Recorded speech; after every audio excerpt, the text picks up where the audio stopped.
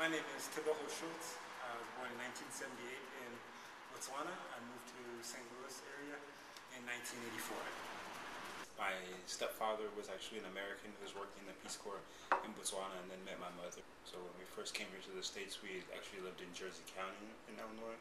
And then I went to college, and then after college I moved to Alton. Then I went back to University of Illinois for graduate school, and came to St. Louis after graduate school. We hear people talk about the melting pot.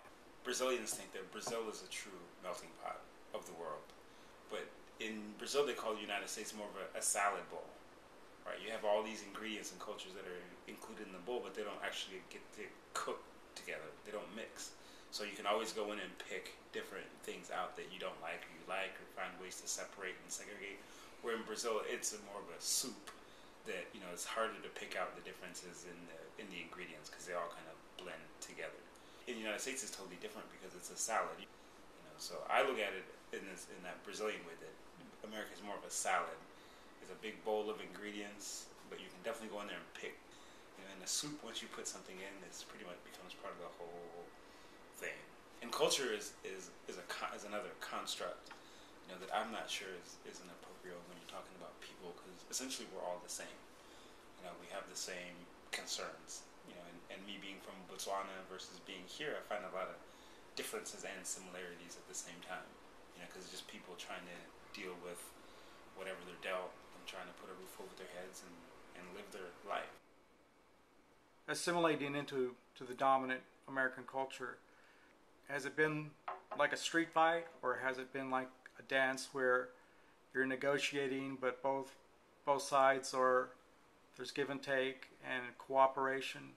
It's at the borders and at the fringes, it's always a street fight, you know, because it's one dominating the other, and that's always been the American metaphor. You know, it's built on a structure of dominance, and no matter if you peel away all the layers of the onion or you take apart all the ingredients of the salad, at the edges, it's still a battle for, you know, rights and privileges. You know, so internally, it's a dance because you're always dealing with your own mental makeup and your own mental constructions and your own personal experience.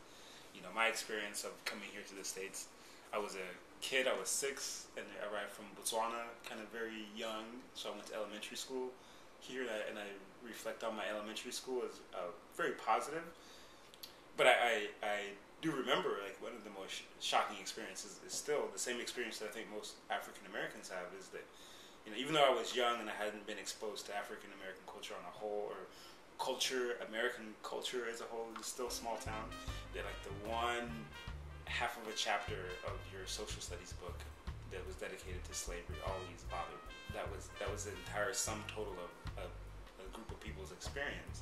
And it wasn't until I really got to college and even into college, like junior, senior year, where I started to even look at, oh, America is this salad. It's not this place that I carry with me from Botswana, where everyone is living a good life, and the roads are not paved with opportunity, but they're really paved by a lot of struggle and a lot of street fights.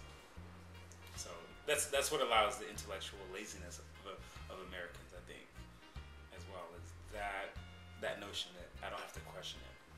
You know, I'm with the us. You know, if you're not with us, then you're obviously with the them.